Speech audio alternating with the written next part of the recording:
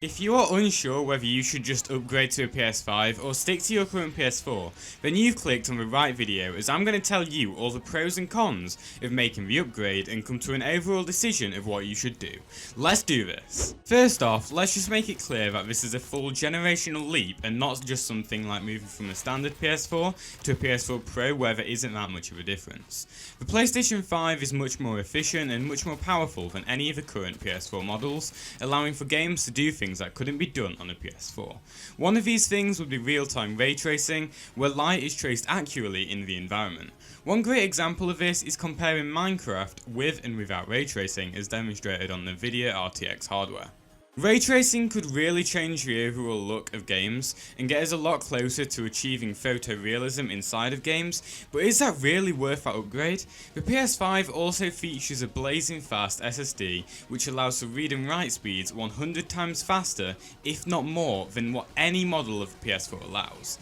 Basically, that's going to mean that loading screens are going to be extinct on a PS5, but the main thing here is it allows for entirely new mechanics within games. The best example we've seen so far of this would be the dimension switching in the new Ratchet & Clank game that will be exclusive to PS5.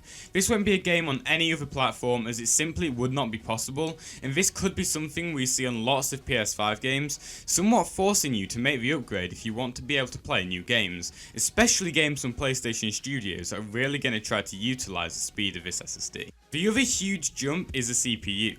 The leap in processing power for the main central processing unit means that worlds will be allowed to be a lot larger and complex, bringing new forms of realism to gaming, especially in terms of artificial intelligence. The CPU and the SSD are the biggest jumps forward when moving from a PS4 to PS5 from a spec standpoint, but if you aren't bothered about all these faster loading times and more complex worlds, then why should you actually bother paying for that upgrade? Well, the answer is to play the new games, obviously. Consoles are all about games, otherwise everything would just be done on a PC. As revealed at the PS5 Future of Gaming show, Sony are working on a lot of PS5 exclusive games that won't even be available on any other platform, including the PlayStation 4. One of these games is Marvel's Spider-Man Miles Morales, which is a spin-off to Sony's fastest selling PS exclusive, and they will also have Horizon 2 Forbidden West releasing on the PS5 in 2021. Both of these games will completely utilise the power and speed of the PS5 and will not be available on the PS4 at all. And the same can be said for a lot of other games which have and haven't been revealed yet.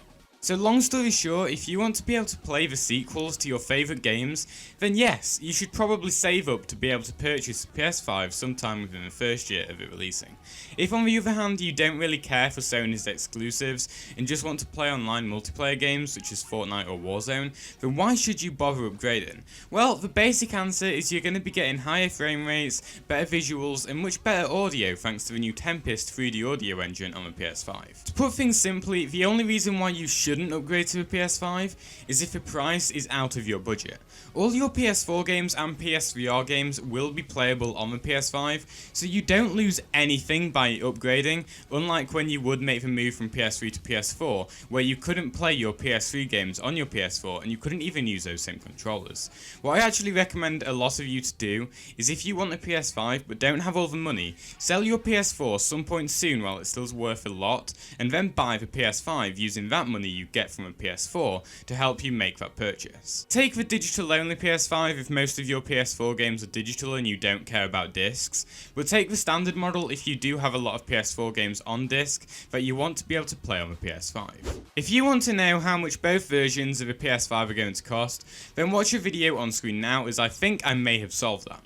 Also, if you want to learn everything about PlayStation, then make sure to subscribe and hit that bell so you don't miss another one of my videos. Anyway, that's all from me in this video, and I'll see you in the next one.